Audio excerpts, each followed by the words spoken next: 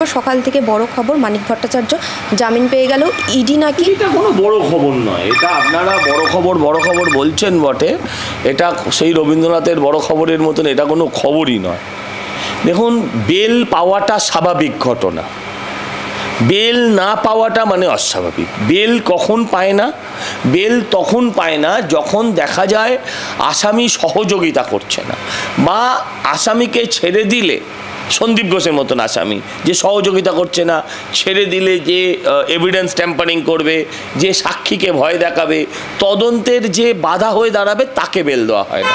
Otherwise যদি আইনের কথা বলেন তাহলে বেল স্বাভাবিক, বেলটা স্বাভাবিক। অস্বাভাবিক কোনটা? অস্বাভাবিক জেলটা। এটার মানে এমন হচ্ছে যেন যে ও খালাস হয়ে গেল, বেকসুর খালাস। হ্যাঁ, সেই সিনেমায় দেখায় না, আপকো বেকসুর বাড়ি কে যাতা হয়, এরকম ব্যাপার নয়। এটা ব্যাপারটা হচ্ছে অত্যন্ত পরিষ্কার যে তাকে জামিনে মুক্তি দেওয়া হলো।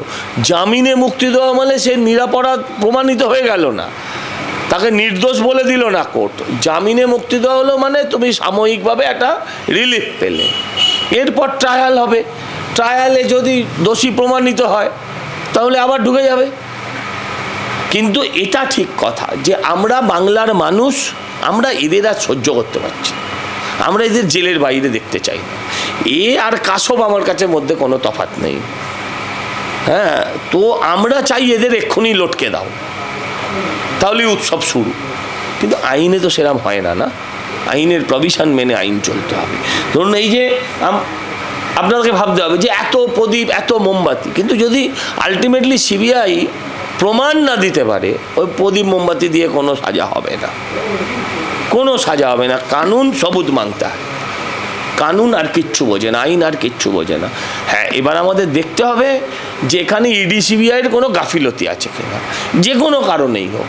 ইডি সিবিআইয়ের প্রতি মানুষের যে পর্বত প্রমাণ প্রত্যাশা ছিল, সে প্রত্যাশা ধাক্কা খেয়েছে। আর প্রত্যাশা যখন ধাক্কা খায় তখন সেটা বড় ভয়ঙ্কর আঘাত।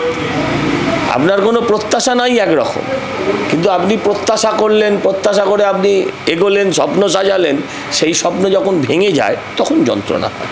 ইডি সিবিআইয়ের ক্ষেত্রে এরকম ধরনের ঘটনা বেশ কয়েকটা ঘটেছে। স্যার, 6 দফা দাবি এখনও অবধি কিন্তু মুখ্যমন্ত্রী মেনে নেননি। উল্টে মুখ্যমন্ত্রী আন্দোলনকারীদের বলছেন যে ওদের শর্ত মানতে হবে, ওদের এত জেদ কিসের? একটা 27 বছর, একটা 30 বছর, একটা 32 বছরের লোকের জেদ থাকবে না? একটা 70 বছরের অপদার্থের তিনিই বা জেদ দেখাবেন? এটাই বা এত জেদ কিসের? ওনারই বা এত জেদ কিসের? আলোচনা করে নিলেই তো হয়।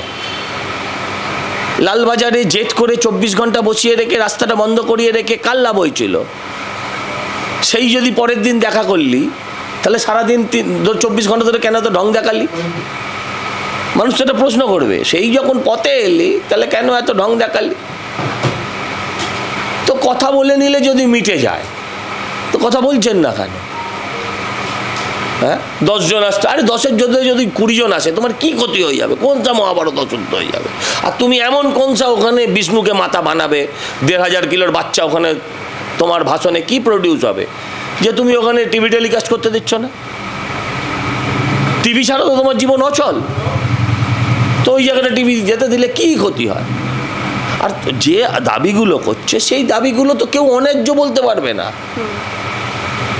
নিরাপত্তা চাই, সরকারও বলছে নিরাপত্তা চাই, বিরোধীও বলছে নিরাপত্তা চাই, ওরাও বলছে নিরাপত্তা চাই। আলোচনা করো না। এই আমাদের জীবনে দেখা প্রথম আন্দোলন, যেখানে আন্দোলনের পক্ষে বিপক্ষে দুজন লোকই বলছে জাস্টিস চাই। তো একটু কথা বলে নিলে কি গায়ে ফসকা পড়বে? এই বুড়ো বয়সে ফালতু বেইজ্জত হচ্ছেন প্রতিদিন। স্যার, ওনারা যেটা রিপোর্ট দিচ্ছেন রাজ্য সরকারের পক্ষ থেকে যে এতজন মারা গেছে, কিন্তু আমরা কালকেই দেখলাম যে ঘটনা ঘটলো স্বাস্থ্য ভবনের সামনে, পুলিশ কর্মীকে বাঁচালো ডাক্তাররা বলছে আলটিমেটলি তো আমরা পুলিশ, একটা পুলিশ এখানে কষ্ট পাচ্ছে, আমরা এটা দেখতে পাচ্ছি না। তারপরেও রাজ্য সরকার এই কথাটা কী করে বলতে পারছে? তুমি পুরোটা উল্টো বললে। আমরা তো পুলিশ নয়, আমরা তো ডাক্তার। না, আমরা তো ডাক্তার। তুমি পুলিশ বলেছ, যাই হোক, চেঞ্জ করে দিও। প্রশ্নটা হচ্ছে, একজন ডাক্তার যখন ওথ নেন, তখন তার কাছে খুনি, আসামি, ধর্ষক, হিন্দু, মুসলমান, কোনো কিছু হতে পারে। ডাক্তারের একমাত্র কাজ রুগীকে বাঁচানো, অ্যান্ড দে ডিড ইট। এরা তো এটা হসপিটালে বসে তো এটাই করতো। এরা তো মনে করছে না যে এই কনস্টেবলগুলোর বিপক্ষের লোক। আরে ওরাও তো পরিস্থিতির শিকার, ওরাও তো অবস্থার শিকার। ওরা কি খুব খুশিতে আছে নাকি? থানার পুলিশগুলো খুব খুশিতে আছে? কেউ খুশিতে নেই। কি করবে? পেটের দায়, নয়তো আবার শিলিগুড়ি ট্রান্সফার করে দেবে, সেই ভয়, আর কোনো কারণ নেই।